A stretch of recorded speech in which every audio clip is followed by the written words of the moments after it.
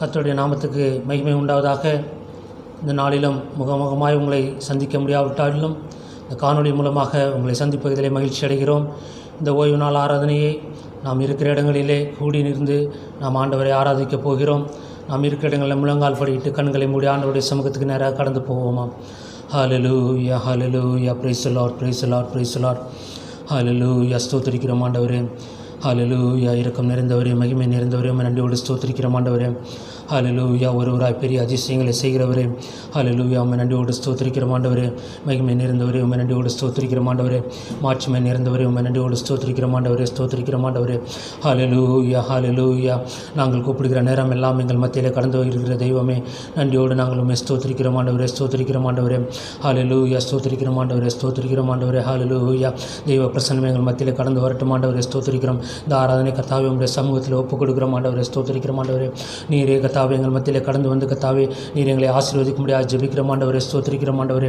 ஹல்லேலூயா ஹல்லேலூயா ஹல்லேலூயா, தெய்வ பிரசன்னம் இறங்கி வரட்டும் ஆண்டவரே. தேவனுடைய சமூகம் இறங்கி வரட்டும் ஆண்டவரே. தேவ சேனைகள் இறங்கி வரட்டும் ஆண்டவரே, ஸ்தோத்திரிக்கிறோம் ஸ்தோத்திரிக்கிறோம். ஹல்லேலூயா ஹல்லேலூயா ஹல்லேலூயா. நல்ல பிதாவே, நன்றியோடு நாங்களும் ஸ்தோத்திரிக்கிறோம் ஆண்டவரே. நீர் கொடுத்ததான இந்த நல்ல நாளுக்காக நன்றியோடு ஸ்தோத்திரிக்கிறோம் ஆண்டவரே. ஒரு பரிசுத்த அரங்காலத்தோடு கர்த்தாவே நாங்கள் உண்மை தொழுது கொள்ள நீர் எங்களுக்கு கிருபை செய்த தயவுக்காக நன்றியோடு ஸ்தோத்திரிக்கிறோம் ஆண்டவரே. இந்த நாள் கர்த்தாவே ஆராதனை உங்களுடைய கருத்தில் ஒப்புக் கொடுக்கிறோம். தேவரீ, நீர் ஒருவரே எங்களிலே மகிமைப்படும்படியாக ஜெபிக்கிறோம் ஆண்டவரே, ஸ்தோத்திரிக்கிறோம் ஆண்டவரே. பாடல்கள், துதிகள், ஆராதனைகள், தேவனுடைய வார்த்தைகள் எல்லாவற்றிலும் கர்த்தாவே உங்களுடைய பிரசன்னம் எங்கள் மத்தியில் இருக்கும்படியாக ஜெபிக்கிறோம் ஆண்டவரே, ஸ்தோத்திரிக்கிறோம். நீர் ஒருவரே மகிமைப்படுங்க. இயேசுவின் நாமத்தில் ஜெபங்கள் நல்ல பிதாவே, ஆமேன். நாம் இருக்கிற இடங்களிலே உட்கார்ந்து ஒரு பாடலை பாடப்போகிறோம். இன்ப இயேசு ராஜாவை நான் பார்த்தால் போதும், மகிமை அவரோடு நான் வாழ்ந்தால் போதும் என்ற பாடல்.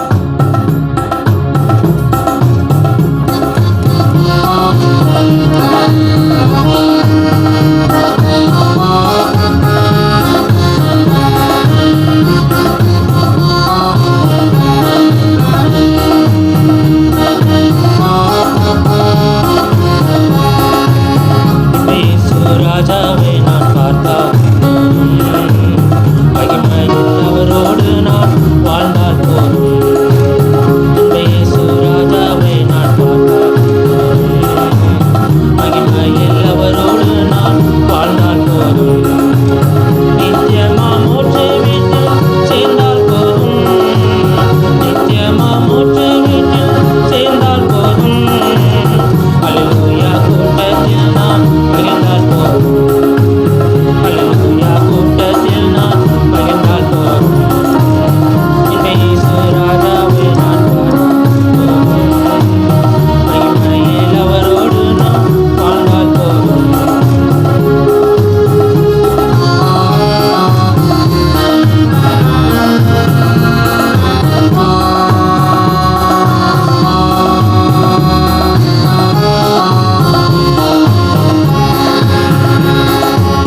இயேசுவின் இரத்தத்தாலே மீட்கப்பட்டு வசனமாம் வேலியாலே காக்கப்பட்டு கரை திரையற்ற பரிசுத்தரோடு ஏழை நான் பொன் வீதியில் உலாவிடுவேன் என்று சொல்லி பாடுமா.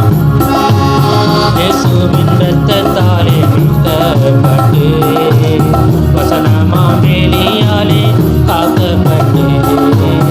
இயேசுவின் இரத்தத்தாலே மீட்கப்பட்டு வசனமாம் வேலியாலே காக்கப்பட்டு கரை திரையற்ற பரிசுத்தரோடு கரை திரையற்ற பரிசுத்தரோடு ஏழையார் பொன் வீதியில் உலாவினோரே.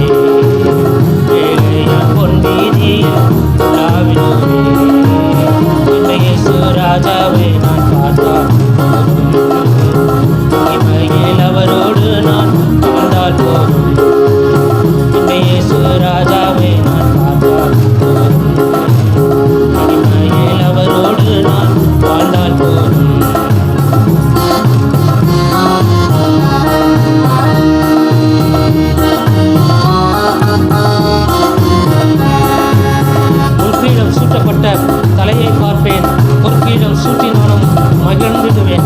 வாரினால் அழுகப்பட்ட முதுகை பார்த்து ஒவ்வொரு காயங்களை ஆண்டவரே நான் முத்தம் செய்வேன் என்று சொல்லிப்படுமா. முற்றிலும் சூட்டப்பட்ட தலையை பார்ப்பேன், முற்றிலும் சூட்டி நான் புகழ்ந்திடுவேன். முற்றிலும் சூட்டப்பட்ட தலையை பார்ப்பேன், முற்றிலும் சூட்டி நானும் புகழ்ந்திடுவேன். வாரினால் அடிபட்ட முதுகை பார்த்து, வாரினால் அடிபட்ட முதுகை பார்த்து ஒவ்வொரு காயங்களால் முத்தம் செய்வேன்.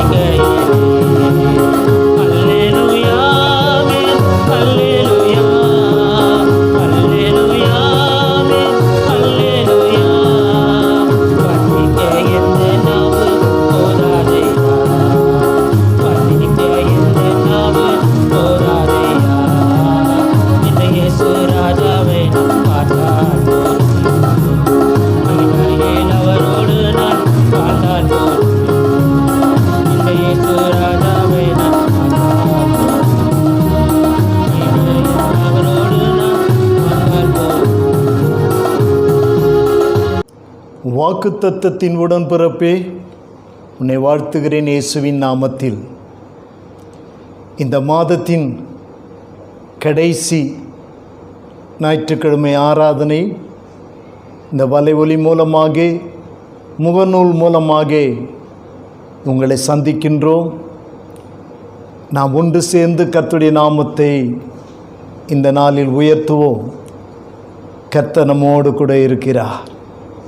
இப்பொழுதும் ஒரு பாடலை நான் பாடுகின்றேன்.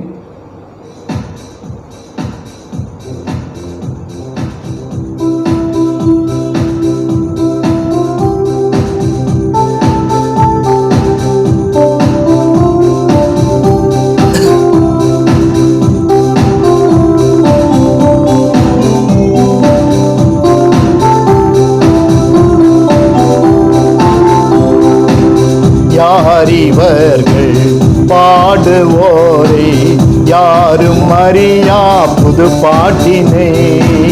யார் இவர்கள் பாடுவோரே, யாரும் அறியா புது பாட்டினை. ஆசை இயேசுவின் பின் சென்றோர் இவரே, அனுதினோம் பாடு சகித்தோம். ஆசை இயேசுவின் பின் சென்றோர் இவரே, அனுதினம் பாடு சகித்தோம். அல்லேலூயா, சீயோனிலே ஆனந்தமாய் பாடுகிறார். அல்லேலூயா, சீயோனிலே ஆனந்தமாய் பாடுகிறார். அன்பினால் ஜீவனை வைத்ததினாலே அன்பரின் திருமுகம் காண்பார். அன்பினால் ஜீவனை வைத்ததினாலே அன்பரின் திருமுகம் காண்பார்.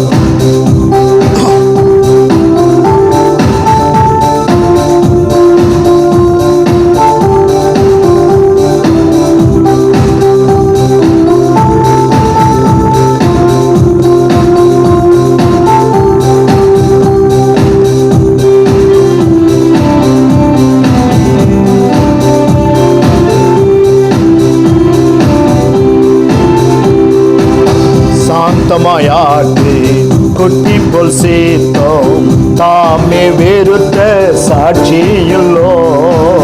சாந்தமாயாட்டு கொட்டி போல் சேர்த்தோம், தாமே வெறுத்த சாட்சியுள்ளோ. சிறிய சேவை செய்ததினாலே சீயோனில் என்றும் நின்றிடுவார். சிறிய சேவை செய்ததினாலே சீயோனில் என்றும் நின்றிடுவார். அல்லேலூயா, சீயோனிலே ஆனந்தமாய் பாடுகிறார். அல்லேலூயா, சீயோனிலே ஆனந்தமாய் பாடுகிறார். அன்பினால் ஜீவனை வைத்ததினாலே அன்பரின் திருமுகம் காண்பார். அன்பினால் ஜீவனை வைத்ததினாலே அன்பரின் திருமுகம் காண்பார்.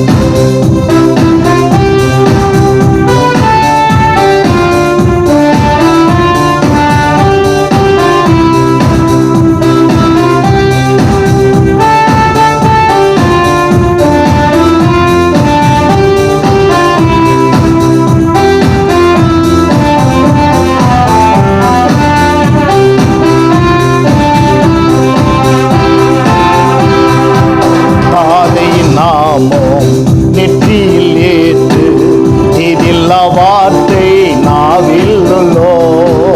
தாதையின் நாமம் நெற்றியில் ஏற்று இதில்லா வார்த்தை நாவில் உள்ளோ.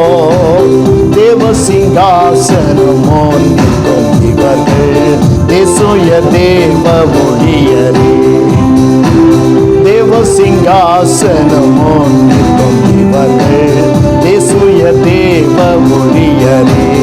அல்லேலூயா, சீயோனிலே ஆனந்தமாய் பாடுகிறார். அல்லேலூயா, சீயோனிலே ஆனந்தமாய் பாடுகிறார். அன்பினால் ஜீவனை வைத்ததினாலே அன்பரின் திருமுகம் காண்பார். அன்பினால் ஜீவனை வைத்ததினாலே அன்பரின் திருமுகம் காண்பார்.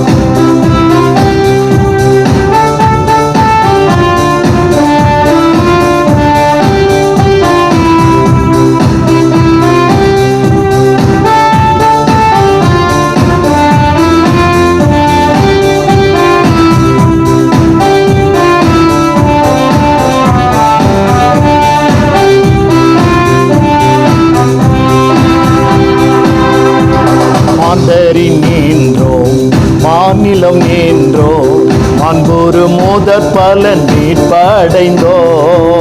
மாந்தரி நின்றோம் மாநிலம் நின்றோம் மாண்புறு முதற் பலன் மீட்படைந்தோர்.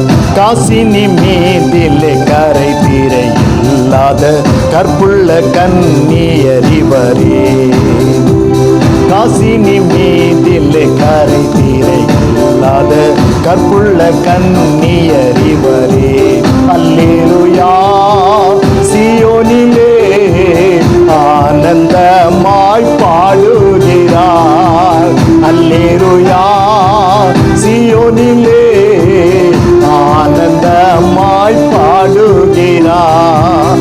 அன்பினால் ஜீவனை வைத்ததினாலே அன்பரின் திருமுகம் காண்பார்.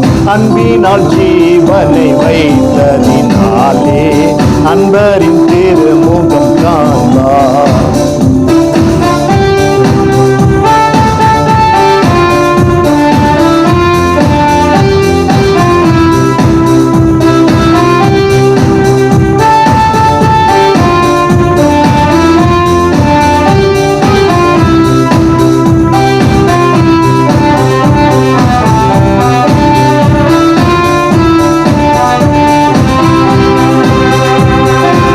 வனப்பு வாய்ந்த வடபுறத்தில் வல்லமையால் உயர் பர்வதமா. வனப்பு வாய்ந்த வடபுறத்தில் வல்லமையால் உயர் பர்வதமா. வான்புவி மகிழ்வுடன் நோக்கும் சீயோனே மகாராஜன் திருநகரோ. வான்புவி மகிழ்வுடன் நோக்கும் சீயோனே மகாராஜன் திருநகரோ. அல்லேலூயா சீயோனிலே ஆனந்தமாய் பாடுகிறார். அல்லேலூயா சீயோனிலே ஆனந்தமாய் பாடுகிறார். அன்பினால் ஜீவனை வைத்ததினால் அன்பரின் திருமுகம் காண்பார். அன்பினால் ஜீவனை வைத்ததினாலே அன்பரின் திருமுகம் காண்பார். ஆண்டவராகிய இயேசு கிறிஸ்துவின் இனிதான இன்ப நாமத்திலே இந்த கால வேளையிலே கூட மிகவும் ஒரு முக்கியமான நேரத்துக்குள்ளாய் நாம் கடந்து வந்திருக்கிறோம். நாம் இருக்கிற இடங்களிலே நாம் கர்த்தரை ஆராதிப்போம். கர்த்தர் பெரியவராய் இருக்கிறார். சங்கீதம் 9ஆம் அதிகாரம் 9ஆம் வசனத்தில் நாம் வாசிக்கின்ற பொழுது, நெருக்கப்படுகின்ற காலங்களில் அவரே தஞ்சமானவர் என்று சொல்லி தாவீது சொல்லுகிறார். நெருக்கப்படுகிற காலங்கள் அவரே தஞ்சமாய் இருக்கிறார் என்று தாவீது சொல்கிறார். அது மாத்திரமல்லாமல் 13ஆம் வசனத்தை நாம் வாசிக்கும்போது, மரண வாசல்களிலிருந்து என்னை தூக்கி எடுக்கிற கர்த்தர் என்று சொல்லி ஆண்டவருக்கு ஒரு பெயர் வைக்கிறார். உண்மையாகவே அந்த தாவீது நெருக்கப்படுகின்ற காலங்களில் ஆண்டவர் அவனுக்கு தஞ்சமாய் இருந்தார். மரண வாசல்கள் வரையிலும் போய்கொண்டிருக்கிற அவனை தூக்கி எடுத்து காப்பாற்றுகிறவராய் இருந்தார். அவனை மாத்திரமல்ல, வேதத்தில் பல பக்தர்களை நாம் பார்க்கலாம். தானியேலை குறித்து நாம் படிக்கின்ற பொழுது, அவன் கர்த்தரிடத்தில் விண்ணப்பம் பண்ணக்கூடாது என்பதற்காக அவனை நெருக்கினார்கள். ஆனால் அவன் முன்பு செய்ததைப் போல செய்தான். ஆனால் அவனுக்கோ மரண வாசல் காத்து கொண்டிருந்தது. சிங்கங்களின் கெபியிலே தூக்கி வீசினார்கள். ஆனால் அந்த மரண வாசலில் இருந்து தாவீது சொல்லுகிறதை போல, என்னை தூக்கி எடுக்கிற கர்த்தர் என்று தாவீது சொன்னதை போல, தானியேலையும் தேவன் அந்த மரண பள்ளத்திலிருந்து தேவன் தூக்கி எடுத்தார். துஷ்டன் ஆமான் மொர்தெக்காயை கொல்ல அவனை நெருக்கினான், பலமுறை அவனை நெருக்கினான். ஆனால் அவனை கொல்லுவதற்காக அவன் வீட்டு வாசலிலே மிகப்பெரிய ஒரு தூக்கு மரத்தை செய்து வைத்திருந்தான். அந்த மரண வாசலில் இருந்து தேவன் அவனையும் தூக்கி எடுத்தார். ஷாத்ராக், மேஷாக், ஆபேத் நேகோவை அந்த அக்கினியிலிருந்து, மரணத்திலிருந்து தேவன் உடனிருந்தவராய் தூக்கி எடுத்தார். இன்றைக்கு எத்தனை பேர் நம்முடைய கண்களுக்கு முன்பதாக செய்திகளை கேட்கின்ற பொழுது மரண ஓலங்கள் எங்கு பார்த்தாலும் உலகம் முழுவதும் கேட்டுக்கொண்டு இருக்கிறது. ஆனாலும் கூட நம்மை தூக்கி எடுக்கிற கர்த்தர் நம்மோடு கூட இருக்கிறார். ஆதலால் அவரை நோக்கி பார்ப்போம்.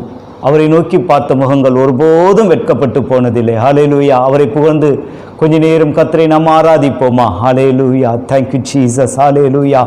உம்மை நோக்கி நாங்கள் பார்க்கிறோம் கர்த்தாவே. ஹல்லேலூயா. ஆமாப்பா.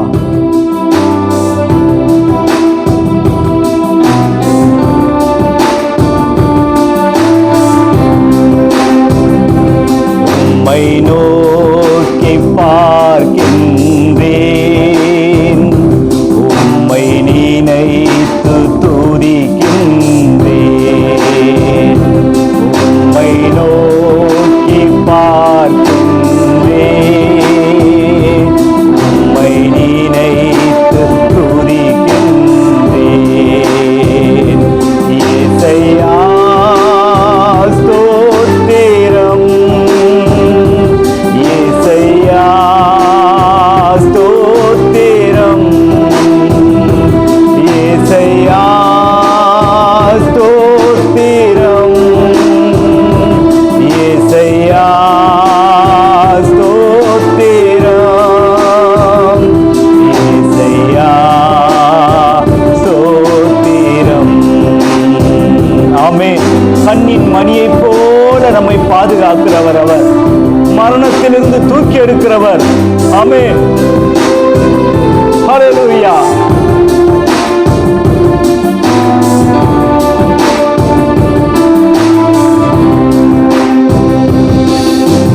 கண்ணின் மணி போல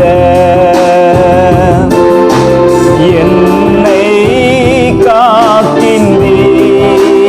எல்லோருமாய் சொல்லுவோம். கண்ணின் மணி போல என்னை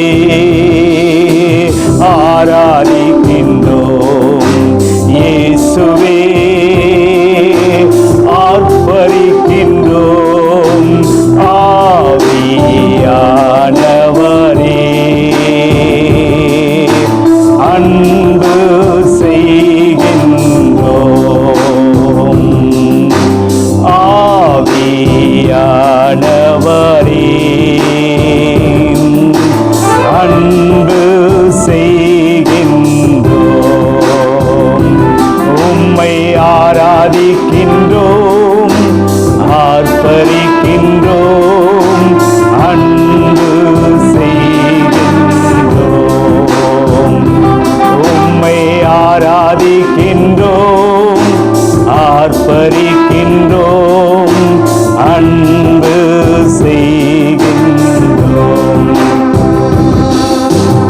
ஓ இயேசு உமதன்பு எத்தனை பெரியது, ஆகாயும் பூமி மலையாளிகளுக்கெல்லாம் பெரியது. ஆகாயும் பூமி மலையாளிகளுக்கெல்லாம் பெரியது. ஓ இயேசு உமதன்பு குறைவுள்ளோனானாலும் கூடவே இருக்கின்றீர். நிறைவாம் புல்தரை மீதே மெதுவாக நடத்துகிறீர். இறைவனாம் இயேசு எல்லாவற்றிலும்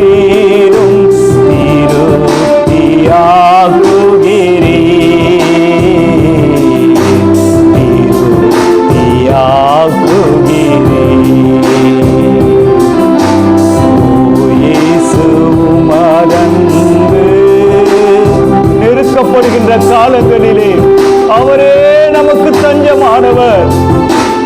நாம் மரண குழியிலே இருந்தாலும் மரண வாசல்களில் இருந்து நம்மை தூக்கி எடுக்கிற கர்த்தராய் இருக்கிறார். ஹல்லேலூயா. அந்த நெருக்கத்தின் மத்தியிலேயும் நாம் எப்படி இருக்கிறோம்? ஆமென். ஹல்லேலூயா.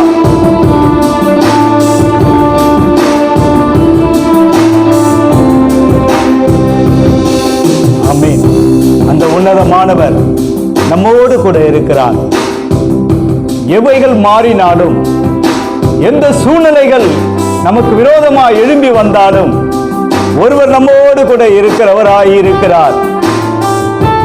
நமக்கு முன் சென்று கோணலானவைகள் எல்லாம் சபைப்படுத்துகிறவர். இஸ்ரவேல் ஜனங்கள் எவ்விதமாய் நெருக்கப்பட்டார்கள். ஆனால் அவர்கள் நெருக்கப்படுகின்ற பொழுது தான் நெருக்கப்படுவதாக கர்த்தர் சொன்னார். அவர்கள் நெருக்கப்படுகிற காலங்களில் எல்லாம் தான் நெருக்கப்படுவதாக தேவன் தன் வாயினாலே சொன்னார். அவ்விதமாய் தேவன் அந்த பிள்ளைகளை நேசித்தார். இன்றைக்கு நம்மையும் அவ்விதமாய் நேசிக்கிறவராய் இருக்கிறார். அவருடைய நேசம் மிகவும் பெரியதாய் இருக்கிறது. அவருடைய நேசம் அளவில்லாமல் இருக்கிறது. அந்த சிநேகம், ஆபிரகாமை சிநேகித்த சிநேகம், மோசேயை சிநேகித்த சிநேகம், இவைகளெல்லாம் இன்றைக்கும் அவர் யாரை நாம் பின்பற்றுகிறோமோ அவர்கள் மீது அவருடைய சிநேகம் இருக்கிறது. அவருடைய அன்பு பெரியதாய் இருக்கிறது, விலை மதிப்பற்றதாய் இருக்கிறது. அந்த தேவாதி தேவன் நம்மை நேசிக்கிறவராய் இருக்கிறார். ஏதோ தாவீதினுடைய வாழ்க்கையிலே சவுலால் நெருக்கப்படும் பொழுது மாத்திரமல்ல, துஷ்ட ஆமான் மொர்தெக்காய் நெருக்கப்படுகின்ற பொழுது மாத்திரமல்ல, பிரதானிகள் தானியேலை நெருக்கப்படுகின்ற பொழுது மாத்திரமல்ல, அதே தலைவர்கள் ஷாத்ராக், மேஷாக், ஆபேத்நேகோவை ஒரு சிலையை வணங்க சொல்லி நெருக்கப்படுத்தினார்களே, இவைகள் எல்லாவற்றிலும் மீண்டு வந்தவர்கள் அவர்கள். ஆனால் இன்றைக்கு பலவிதமான நெருக்கங்கள் இருக்கிறது. வாழ்க்கையிலே வியாதியின் நெருக்கம் இருக்கிறது, வறுமையின் நெருக்கம் இருக்கிறது, குடும்பத்திலே சமாதானம் இல்லாத நெருக்கங்கள் இருக்கிறது. ஆனாலும் கூட அதனூடாய் நாம் கர்த்தரை நேசிப்போம், அவரை சிநேகிப்போம். அந்த சிநேகம் பெரிதாய் இருக்கிறதை நாம் உணர்ந்திருக்கிறோம். ஹல்லேலூயா. Thank you Jesus. ஹல்லேலூயா, ஹல்லேலூயா.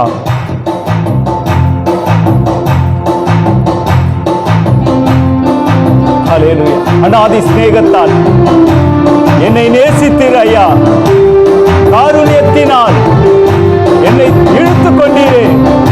ஆமென். எல்லோருமாய் சேர்ந்து பாடி கர்த்தரை மகிமைப்படுத்துவோம். அநாதி சிநேகத்தால் என்னை நேசித்தீரையா, காருண்யத்தினால் என்னை இழுத்துக் கொண்டீரே. அநாதி சிநேகத்தால் என்னை நேசித்தீரையா,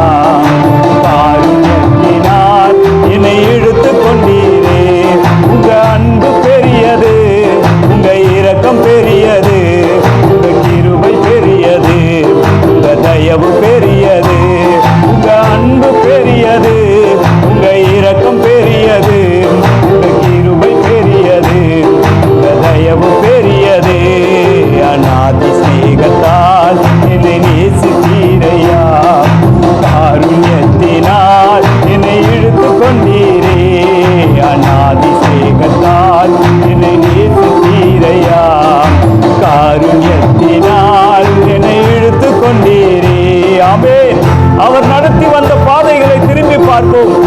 எவ்வளவு மேன்மையாய் நம்மை நடத்தி வந்தார். அந்த அற்புதமான தேவனுடைய சிநேகத்தால் ஒரு தோழனை போல நம்மோடு கூட அவர் நடந்து வந்தார். இடுக்கண் நேரத்திலே தோழன் எவ்விதமாய் உதவுவானோ அவ்விதமாய் கர்த்தர் நமக்கு உதவி செய்தார். நடத்தி வந்த பாதைகளை நினைக்கும் போதெல்லாம் கண்ணீரோடு கர்த்தாவே நன்றி சொல்லுகிறேன். நடத்தி வந்த பாதைகளை நினைக்கும் போதெல்லாம் கண்ணீரோடு நன்றி சொல்லி துதிக்கின்றேன் ஐயா. உங்க அன்பு பெரியது, உங்க இரக்கம் பெரியது, உங்க கிருபை பெரியது, உங்க தயவு பெரியது, உங்க அன்பு பெரியது, உங்க இரக்கம் பெரியது, உங்க கிருபை பெரியது, உங்க தயவு பெரியது. அநாதி சிநேகத்தால் என்னை நேசித்தீரையா, காருண்யத்தினால் என்னை இழுத்து கொண்டீரே. அநாதி சிநேகத்தால் என்னை நேசித்தீரையா, காருண்யத்தினால் என்னை இழுத்து கொண்டீரே. நாமே அவருக்கு தேவையாய் இருக்கிறோம். இந்த உலகத்திலே வேறு எதுவும் அவர் எதிர்பார்க்கவில்லை. பொண்ணோ பொருளோ எதையும் அவர் எதிர்பார்க்கவில்லை. நம்மை தேவன் எதிர்பார்க்கிறவராய் இருக்கிறார். ஏனென்றால் அவருடைய சாயலாய் நாம் சிருஷ்டிக்கப்பட்டிருக்கிறோம். அவருடைய பிள்ளைகளாய் நாம் முத்திரிக்கப்பட்டிருக்கிறோம். அந்த நிச்சயத்தோடு கூட கர்த்தரை ஆராதிப்போம். நாம் இருக்கிற இடங்களிலே கர்த்தரை ஆராதித்துக் கொண்டிருப்போம். சர்வ வல்லவர் எப்படிப்பட்டதான மரண இடுக்கண்கள் வந்தாலும், எப்படிப்பட்டதான நெருக்கங்கள் வந்தாலும் நமக்கு விடுதலை கொடுக்கிற தேவாதி தேவன் நம்மை விடுவிப்பார். தேவனுக்கே மகிமை உண்டாகட்டும், தேவனுக்கே மகிமை உண்டாகட்டும். ஆமென். நாம் இப்பொழுது கர்த்தருடைய வார்த்தைக்கு நேராய் கடந்து செல்வோம். கர்த்தர் இந்த மாதம் நமக்கு தந்த வாக்கு தத்துவம் எரேமியா 31:25, நான் விடாய்த்த ஆத்துமாவை சம்பூர்ணம் அடைய பண்ணி தோய்ந்த எல்லா ஆத்துமாவையும் நிரப்புவேன் என்று சொல்லி இந்த மாதம் 1ஆம் தேதி காலையில் கர்த்தர் நமக்கு இது வாக்கு தத்துவமாய் கொடுத்தார். அந்த வாக்கு தத்துவத்தை வைத்து தான் கடந்த வாரங்களெல்லாம் நாம் தியானித்தோம். யாருடைய ஆத்துமாவெல்லாம் விடாய்த்து போனது? மோசேயும் கிதியோனும் சவுலும் அவனோடு இருந்தவர்களும் விடாய்த்தவர்களாய் கடந்து சென்றார்கள், விடாய்த்தவர்களாய் இருந்தார்கள். கடந்த வாரத்திலே தாவீதோடு கூட இருந்தவர்களில் 200 பேர் விடாய்த்து போனார்கள். அவனோடு இருந்த 600 பேரில் 200 பேர் விடாய்த்து போனார்கள். ஆனால் இவர்களுடைய வாழ்க்கையில் கர்த்தர் ஜெயத்தை கொடுத்து மீண்டும் அவர்கள் முன்னேறி போகும்படி அவங்களுடைய விடாய்த்த நிலைமையை கர்த்தர் மாற்றும்படி கிரியை செய்தார். ஆனால் இன்றைக்கு நாம் பார்க்கிறது மனிதர்களெல்லாம் ஒரு தேசத்தையே பார்க்கிறோம். வாசிக்கலாம். ஏசாயா 33:9. தேசம் துக்கித்து விடாய்த்திருக்கிறது, லீபனோன் வெட்கி வாடுகிறது, சாரோன் வனாந்திரத்துக்கு ஒப்பாகிறது, பாசானும் கர்மேலும் பாழாக்கப்படுகிறது. போதும். Isaiah chapter 33 verse 9. தேசம் துக்கித்து விடாய்த்து இருக்கிறது, லீபனோன் வெட்கி வாடுகிறது, சாரோன் வனாந்திரத்துக்கு ஒப்பாகிறது, பாசானும் கர்மேலும் பாழாக்கப்படுகிறது. முழு தேசமே விடாய்த்து இருக்கிறது. இந்த காலகட்டத்தில் பார்த்தீங்கன்னா இப்போ எல்லா நாடுகளும், முழு உலகமும், முழு தேசமும் விடாய்த்த நிலைமையில் இருக்கிறது. சூழ்நிலைகளை நீங்கள் அறிந்திருக்கிறீர்கள். இப்படிப்பட்ட நிலை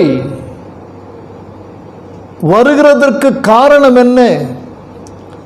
செழிப்பான லீபனோன் வெட்கி வாடுகிறதற்கு காரணம் என்ன?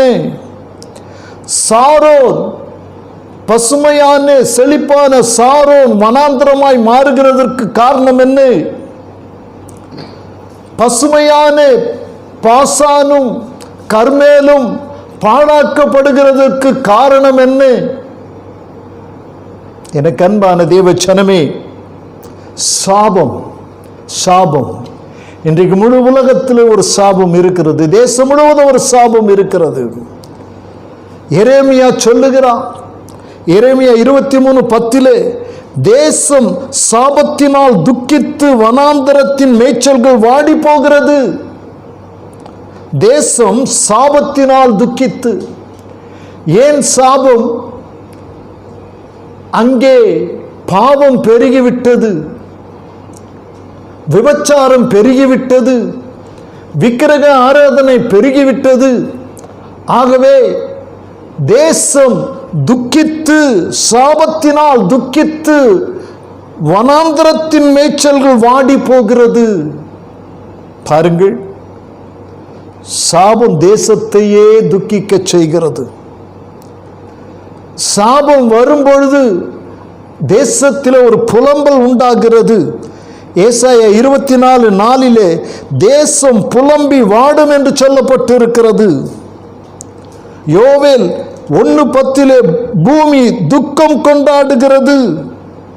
ஏன்? பூமியில் உள்ள விளைச்சல் எல்லாம் அழிக்கப்பட்டு விட்டது. வெட்டி கிளிகள் வந்து விளைச்சல் எல்லாம் அழிக்கிறதா. அப்படிப்பட்ட ஒரு சூழ்நிலையிலே பூமி துக்கம் கொண்டாடுகிறது.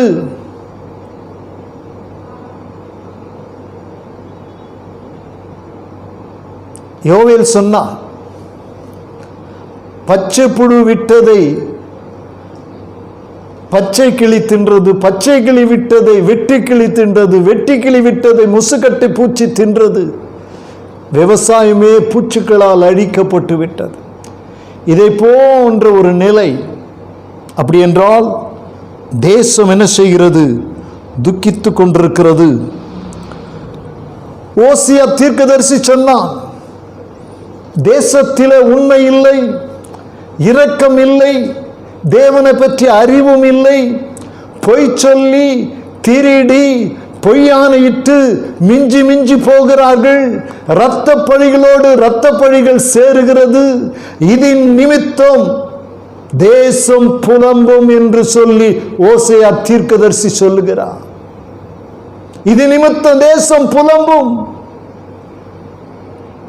எனக்கு அன்பான தேவனுடைய பிள்ளைகளே, தேசம் விடாய்த்து போன நிலையிலே காணப்பட்டு கொண்டிருக்கிறது. மனிதர்கள் விடாய்த்தார்கள். இன்னைக்கு முழு தேசமே விடாய்த்து போயிருக்கிறதா? இப்படிப்பட்ட நேரத்தில் தேவன் கிரியை செய்ய வேண்டும். நிச்சயம் அவர் கிரியை செய்வதற்கு வல்லமை உள்ளவராயிருக்கிறார். அதை நாம் வாசித்தோம்.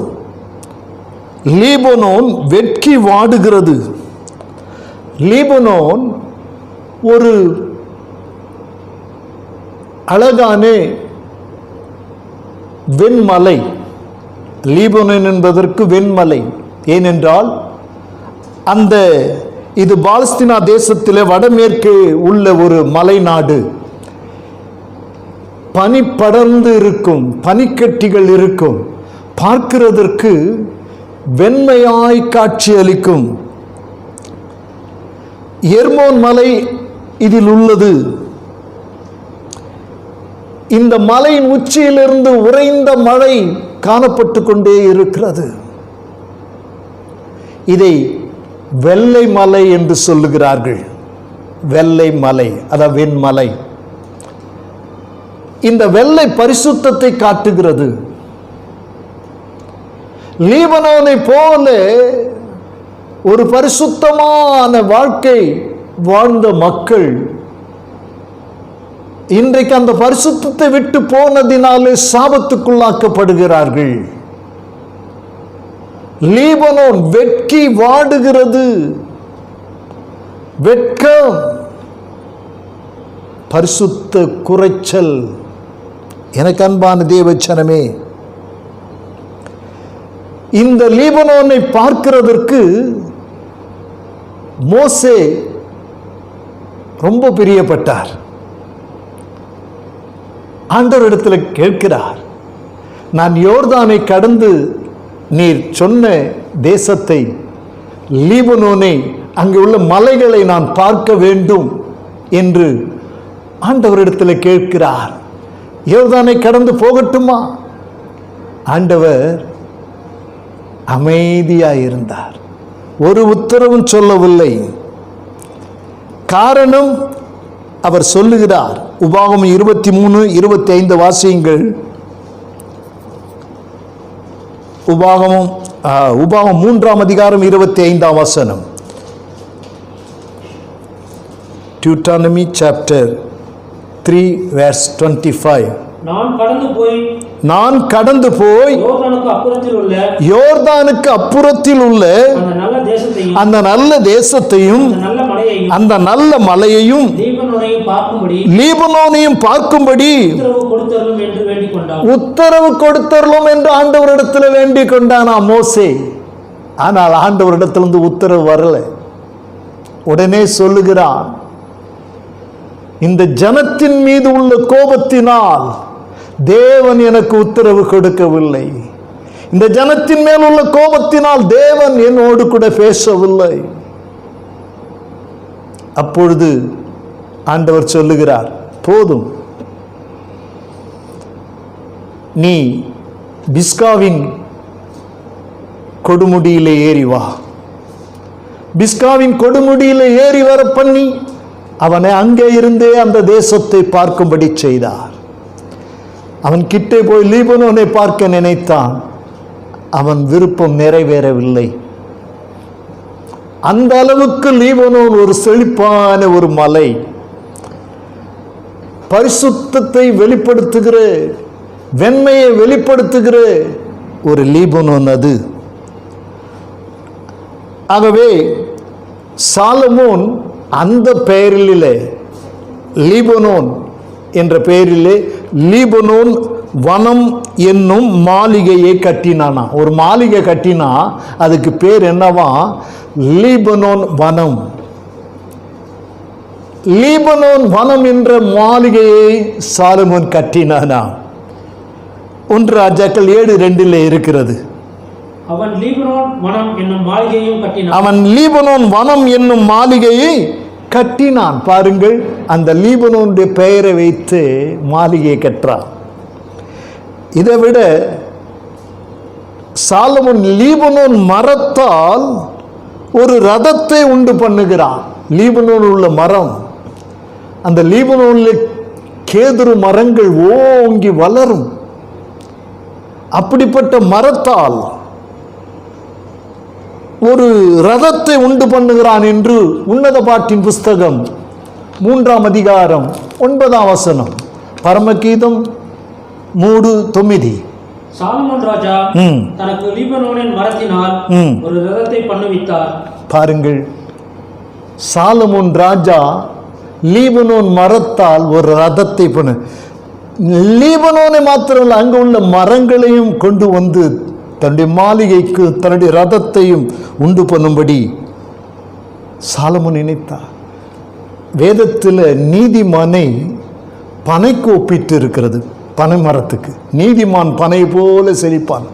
ஆனால் சங்கீதம் 92:12 நீங்கள் வாசிப்பீர்கள் என்றால், நீதிமான் லீபனோனில் உள்ள கேதுருவை போல வளருவான். வாசிக்கலாம். நீதிமான் பனையை போல் செழித்து லீபனோனில் உள்ள கேதுருவை போல் வளருவான். பனையை போல செழித்து லீபனோனில் உள்ள கேதுருவை போல. ஒரு நீதிமானை பனைக்கும் கேதுருவுக்கும், அதுவும் லீபனோனில் உள்ள கேதுருவை போல அவன் வளருவான் என்று சொல்லப்பட்டிருக்கிறது. எனக்கு அன்பான தேவனுடைய பிள்ளைகளே, ஒரு மணவாட்டியின் வஸ்திரம் லீபனோனின் வாசனை போல இருக்கிறதா? லீபனோனுடைய வாசனை என்னன்னா, பழ வர்க்கங்கள் நிறைந்து காணப்படும். மேலே கேதுரு மரம் என்றால் மலையின் அடிவாரத்திலே கனித்தரும் பற்பல நல்ல கனிமரங்கள் அங்கே இருக்கிறது. குளிர்ந்த காற்று. இந்த லீபனோனில் வருஷம் முழுவதும் தண்ணீர் வந்து கொண்டே இருக்கும். அதனால் கீழே கனி மரங்கள் செழிப்பாய் காணப்படும். மேலே கேதுரு செழிப்பாய் காணப்படும். மழைக்காலங்களிலே தண்ணீர் வருகும், வெயில் காலங்களிலே பனிக்கட்டிகள் உருகி அந்த பனிக்கட்டிகள் தண்ணீராய் பாய்ந்து வந்து கொண்டிருக்கும். ஆகவே எப்போதும் செழிப்பாய் காணப்படுகிற அந்த இடம் குளிர்ந்த காற்று வீசும் பொழுது அதனுடைய வாசனையானது ரொம்பவும் முகரக்கூடிய நிலையிலே, முகர்ந்து ரசிக்கக்கூடிய நிலையிலே அந்த வாசனைகள் இருக்கும். நம்ம ஊரில் பழங்கள் பார்த்தீங்கன்னா, பலாப்பழம்னா வீட்டில் பலாப்பழம் இருந்துச்சுன்னா உள்ளே நுழைஞ்சாலும் பலாப்பழ வாசனை வரும். கொய்யாப்பழம் இருந்துச்சுன்னா கொய்யாப்பழ வாசனை வரும். மாம்பழம் இருந்தால் மாம்பழம். இந்த கனிவர்க்கங்களுடைய வாசனைகள் எல்லாம் நம்முடைய வீட்டில் இருக்கும்போது வருகிறது போல, அங்கே காற்று வீசும்பொழுது அங்கே உள்ள திராட்சையின் ஒலிவம், இப்படி அங்கே இருக்கிற எல்லா கனிவர்க்கங்களும் வாசனை வீசும். அப்படிப்பட்ட லீபனோன். அது மாத்திரமல்ல, அந்த வாய்க்கால்களிலிருந்து தண்ணீர் ஓடி வந்து கொண்டே இருக்கிறதாம். உன்னத பாட்டு 4:15 தோட்டத்தை செழிப்பாக்குகிறது. அப்படிப்பட்ட நிலையில் இருந்த இந்த லீபனோன் இப்பொழுது வெட்கி வாடுகிறது. லீபனோனின் செழிப்பு வாடி போகிறது என்று நாகும் தீர்க்கதரிசி சொல்லுகிறான். 1:4 லீபனோனின் செழிப்பு வாடி போகிறது. லீபனோனுக்கு செய்த கொடுமை உன்னை மூடும் என்று சொல்லி ஆபகுக்கு சொல்லுகிறான் 2:17. லீபனோன் அக்கினி கேதுரு மரங்களை பட்சிக்கும் என்று சகரியா சொல்லுகிறான் 11:1. பாருங்கள், தீர்க்கதரிசிகள் எல்லாரும் இப்படிப்பட்ட செழிப்பான அந்த மலை, அந்த இடம் எப்படி மாறி போகிறது என்பதை பாருங்கள். வாடி போகிறதாம், கொடுமை அங்கே காணப்படுகிறதாம், அக்கினி கேதுரு மரங்களை பட்சிக்கிறதாம். எனக்கு அன்பான தேவனுடைய பிள்ளைகளே, யூதாவின் ராஜா கேதுருவை போல அவன் செழிப்பாயிருந்தான். ஆனால் அவன் தேவ சத்தத்துக்கு செவி கொடுக்காமல் போனதினாலே அவன் வனாந்தரமாய் மாறிவிட்டான். யூதாவின் ராஜா கேதுருவை போல இருந்தானாம். ஏசாயா 22:5-6 கேதுருவை போல் லீபனோனை போல இருந்த அவன் வனாந்தரமாய் மாறிவிட்டான் என்று யூதாவின் ராஜாவை குறித்து சொல்லப்படுகிறது. ஒரு கர்ப்பஸ்திரீ பிரசவிக்கும் போது எவ்வளவு வேதனைப்படுகிறாளோ அதை போல வாதை வரும்பொழுது நீ பரிதவிப்பாய் என்று சொல்லி எரேமியா 22:23 இருக்கிறது. இன்றைக்கு பாருங்கள், தேசத்திலே வாதை வந்து ஜனங்கள் பரிதவிக்கிற நிலைமை. இதுதான் தேசம் வாடி போனது. லீபனோன் வாடி போனது. வாதை ஒரு பக்கம், பாவம் ஒரு பக்கம், சாபம் ஒரு பக்கம், விக்கிரகம் ஒரு பக்கம், விபச்சாரம் ஒரு பக்கம். எல்லா பக்கங்களிலும் பலவிதமான தேவனுக்கு பிரியமில்லாத சம்பவங்கள் தேசத்தில் நடக்கிறதினாலே இன்றைக்கு தேசம் வாடி வெட்கி தலை வணங்கி நிற்கிறது, வாடி நிற்கிறது. கீழே அதே வசனத்தில் வாசிக்கும் பொழுது சாரோன் வனாந்தரமாய் போகும். லீபனோன் வெட்கி வாடுகிறது, சாரோன் வனாந்திரத்துக்கு ஒப்பாகிறது. இந்த சாரோன் ஒரு சமபூமி. இது யோப்பா முதல் கர்மேல் வரையிலும் உள்ள ஒரு தேசம், செழிப்பான பூமி என்று சொல்லி ஏசாயா 35:2 இருக்கிறது. ஏசாயா 35:2 இது ஒரு செழிப்பான தேசம். இத்தேசத்திலே அழகான பற்பல விதமான அழகான பூக்கள் இருக்கிறதா. சாரோன்ல ஏராளமான பூக்கள், பல இடங்களிலே பூக்கள் இருக்கிறது. ஆனால் சாரோனில் இருக்கிற ரோஜா விசேஷமானது. ஆகவேதான் ஆண்டவர் சொல்லும் பொழுது, நான் சாரோனின் ரோஜாவும் பள்ளத்தாக்கின் லீலியுமாயிருக்கிறேன். சாரோனின் ரோஜாவுக்கு அவ்வளவு ஒரு விசேஷம் உண்டு. சாரோனின் ரோஜா பார்க்க அழகு மாத்திரமல்ல, அதனுடைய வாசனை அதிகமாய் பரிமளிக்கும். அதனுடைய வாசனை அநேகரை கவர்ந்து கொள்ளும். எனக்கு அன்பான தேவனுடைய பிள்ளைகளே, அது சமபூமியிலே, பள்ளத்தாக்கிலே சமபூமியிலே இருக்கிறது. லீபனோன் எப்படி பரிசுத்தத்தை வெளிப்படுத்துகிறதோ அதே போல சாரோன் தாழ்மையை வெளிப்படுத்துகிறது. இன்றைக்கு பரிசுத்தம் இல்லை, யார்கிட்ட தாழ்மை இல்லை, மேட்டிமை வந்துடுச்சு. இதனால் மக்கள் வாடுகிறது மாத்திரமல்ல, தேசமே விடாய்த்து போகிறது. எனக்கு அன்பான தேவனுடைய பிள்ளைகளே, சாரோன் நல்ல மேய்ச்சல் உள்ள இடம். அங்கே மாடுகள், ஆடுகள், அங்கே நல்ல மேய்ச்சலுக்கு இடம் உண்டு. வாசிக்கின்ற பொழுது 1 நாளாகமம் 27:29 சாரோனில் மேய்கிற மாடுகளுக்கு சித்ராய் விசாரிப்புக்காரனாக இருந்தான். அவ்வளவு மாடுகள் இதுக்குன்னு விசாரிப்புக்காரனாக வச்சிருந்தான். என் ஜனத்துக்கு சாரோன் ஆட்டு தொழுவமாக இருக்கும் என்று ஏசாயா 65:10 சொல்லப்பட்டிருக்கிறது. மாடுகள், ஆடுகள், அந்த அளவுக்கு அங்கே பசுமை இருக்கிறது, பூக்கள் இருக்கிறது, பூக்களின் வாசனை அங்கு வீசுகிறது. லீபனோனை போல இதுவும் செழிப்பாய் இருக்கிறது. இது தாழ்மை சமபூமியில், பள்ளத்தாக்கு சமபூமியில் இருக்கிறது. அது மலையில் இருக்கிறது. பரிசுத்தத்தில் உயர்ந்திருந்தவர்கள், தாழ்மை தன்னை தாழ்த்தி கொண்டே இருந்தவர்கள், இன்றைக்கு அவர்கள் பரிசுத்தத்தை இழந்து மேட்டிமைக்குள்ளாக வந்து விட்டார்கள். இதனால் தேசம் விடாய்த்து போகிறது. கீழே சொல்லப்பட்டிருக்கிறது, பாசானும் கர்மேலும் பாழாய் போகும் என்று சொல்லி. பாசான் ஒரு செழிப்பான நாடு. கலிலேயா கடலுக்கு கிழக்கே உள்ள ஒரு நாடு இது. ஓக் என்று சொல்லக்கூடிய ஒரு ராஜா இந்த நாட்டை ஆண்டான். அதனால்தான் பாசானின் ராஜாவாகிய ஓகை அழித்தவரை துதியுங்கள், அவர் கிருபை என்றும் உள்ளது என்று வாசிக்கின்றோம். இந்த ஓக் தான் ஓகை என்று அங்கே நாம் வாசிக்கின்றோம். இந்த இஸ்ரவேல் ஜனத்துக்கு மோசே இந்த பாசானிலே மனாசே பாதி கோத்திரத்துக்கு சுதந்திரம் கொடுத்தானா. யோசுவா 22:7 இருக்கிறது. மோசே மனாசே கோத்திரத்தில் உள்ள பாதி கோத்திரத்திற்கு சுதந்திரம் கொடுத்தான். மீதமுள்ள பாதி கோத்திரத்துக்கு யோசுவா யோர்தானுக்கு இப்புறத்திலே சுதந்திரம் கொடுத்தான் என்று இருக்கிறது.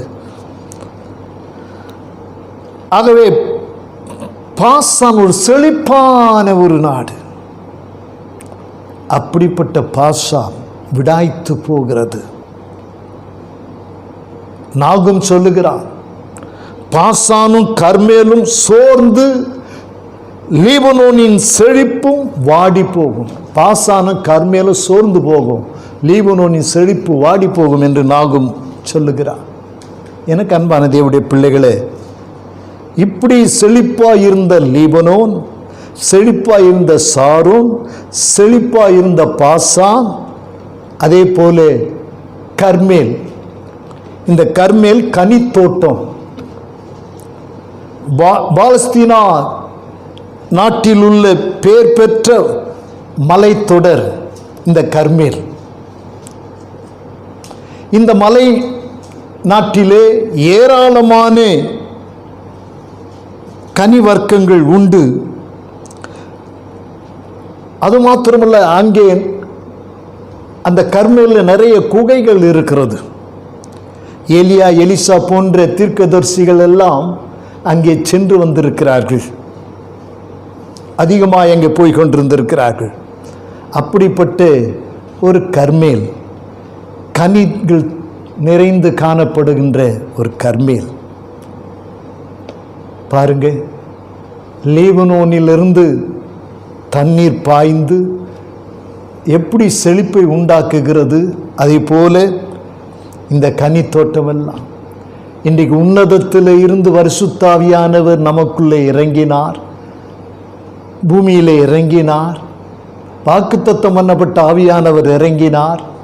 எல்லாரும் பரிசுத்துக்குள்ளே பரிசுத்தாவியினை நிரப்பப்பட்டு பரிசுத்த வாழ்க்கை வாழ்ந்தது மாத்திரமல்ல, ஆவிக்குரிய கனிகளை கொடுக்கிறவர்களாய் வாழ்ந்து கொண்டிருந்தார்கள்.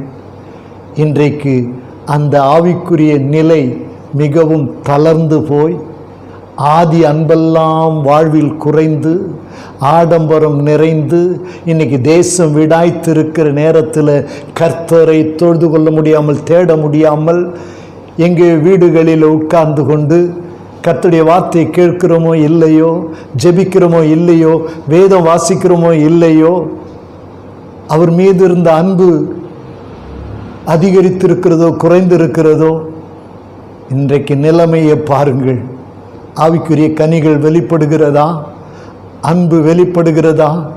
எந்த சூழ்நிலையிலும் சந்தோஷமாக இருக்கிறீர்களா? சமாதானமாக இருக்கிறீர்களா? நீடிய பொறுமையோடு கூட இருக்கிறீர்களா? தயவு காண்பிக்கக்கூடியவர்களா இருக்கிறீர்களா? கொஞ்சம் யோசித்து பாருங்க. நற்குணம் உங்களிடத்தில் இருக்கிறதா?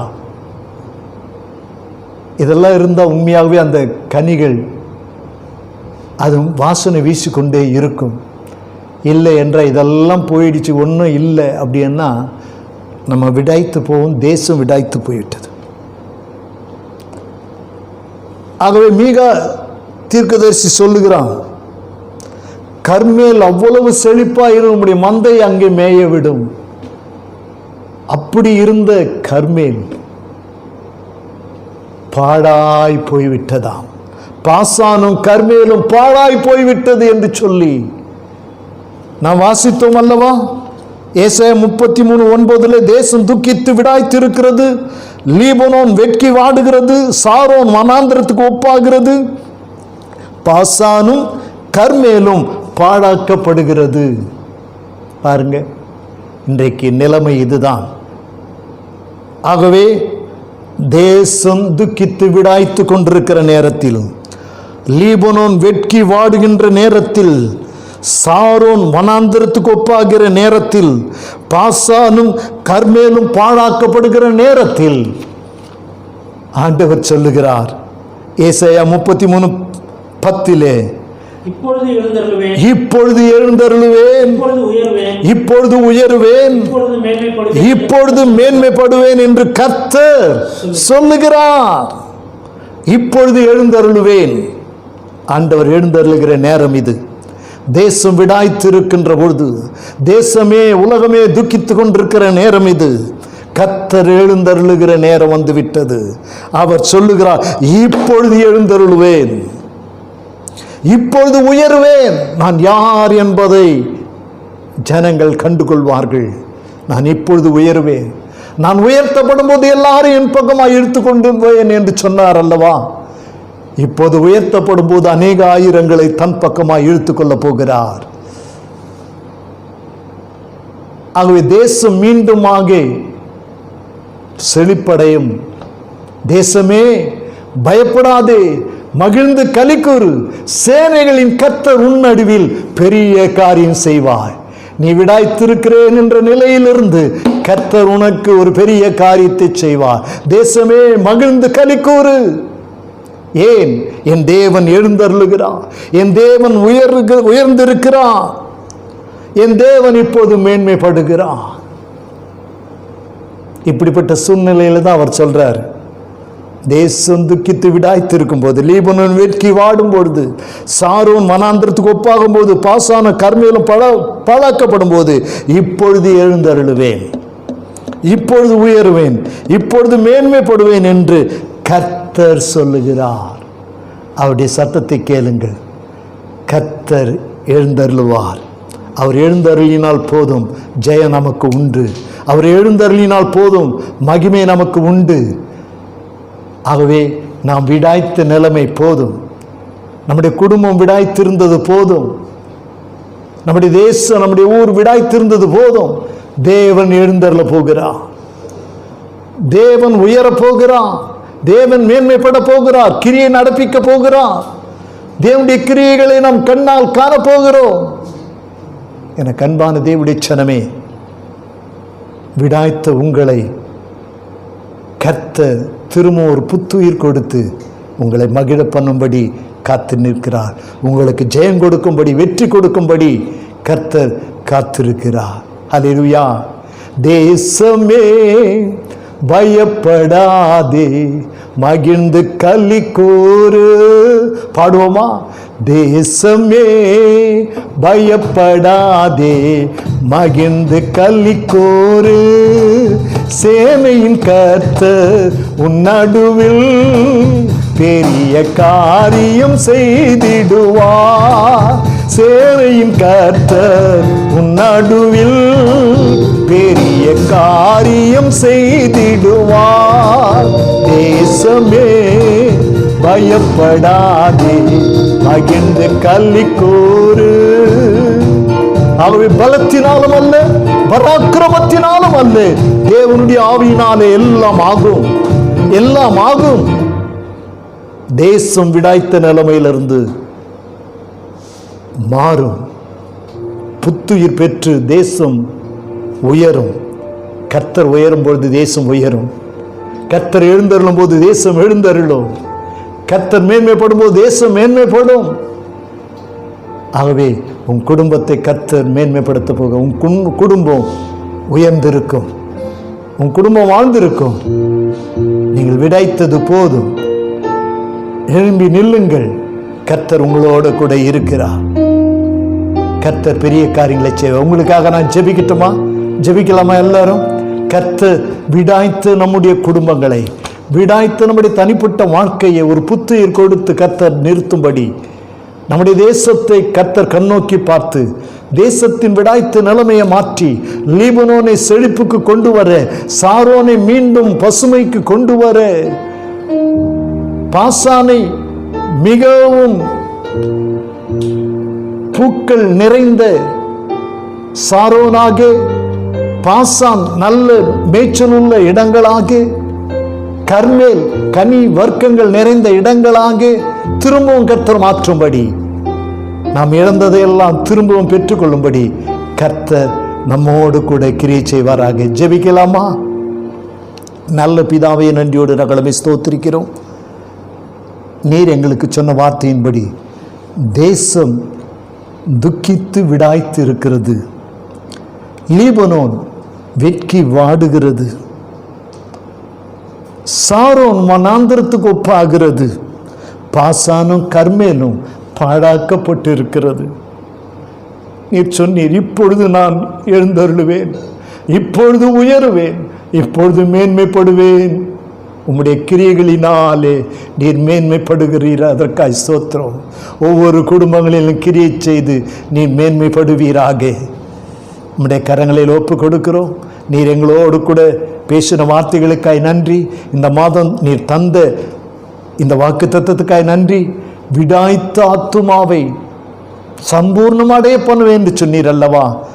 இதற்காக நீர் எழுந்தருளி இருக்கிறீர். ஆண்டவரே, எங்களை சம்பூர்ணமான ஆசீர்வாதத்துக்கு கொண்டு செல்ல நீர் எழுந்தருளி இருக்கிறீர். நீர் உயர்ந்திருக்கிறீர். நீர் மேன்மைப்பட்டு கொண்டிருக்கிறீர். அதற்காக ஸ்தோத்திரம். எங்கள் வாழ்க்கை சம்பூர்ணமாக வல்லமையுள்ள ஒரு வாழ்க்கையாய் காணப்பட கர்த்தர் கிருபை தருவீராக. உம்முடைய கரங்களில் ஒப்பு கொடுக்கிறோம். தொடர்ந்து கிரியை செய்யும். கேட்ட உம்முடைய பிள்ளைகள் அவங்களுடைய உள்ளங்கள் கொழுந்து விட்டு ஏறிய கிருபை தார். ஆண்டவர், இந்த செய்தியை கேட்கிற ஒவ்வொருவரையும் தொடுவீராக. இதில் காண்கின்ற இந்த தொலைபேசியில் அவர்கள் தொடர்பு கொண்டு சொல்ல வேண்டும், ஆண்டவரே கர்த்தர் எங்களோடு பேசினார், கர்த்தர் எங்களுடைய விடாய்த்த நிலைமையை மாற்றினார் என்று சொல்ல வேண்டும். ஆண்டவரே, அப்படி ஒரு அற்புதத்தை அந்த குடும்பங்களில் செய்வீராக. நாங்கள் சந்தோஷப்பட்டு களிக்கூற கிருபை தார். நம்முடைய கரங்களை ஒப்பு கொடுக்கிறோம். இயேசுவின் நாமத்தில் பிதாவே, ஆமீன். என் ஆத்துமாவே கர்த்தரை ஸ்தோத்திரி, என் முழுவதுமே பரிசுத்த நாமத்தை ஸ்தோத்திரி. என் ஆத்துமாவே கர்த்தரை ஸ்தோத்திரி, அவர் செய்த சகல உபகாரங்களை மறவாதே. ஆமே. நம்முடைய கர்த்தராகிய இயேசு கிறிஸ்துடைய கிருபையும் பிதாவாகிய தேவனுடைய அன்பும் பரிசுத்த ஆவியானுடைய அந்யோன்ய ஐக்கியமும் சந்தோஷமும் சமாதானமும் வழி நடத்துதலும் நம் ஒவ்வொருவரோடு கூட, நம்முடைய குடும்பங்களோடு கூட, நம்முடைய ஊழியங்களோடு கூட கர்த்தருடைய வருகை மட்டும் இருப்பதாக. ஆமீன், ஆமீன், ஆமீன். 1ஆம் தேதி காலையில் சந்திப்போம். ஆமீன்.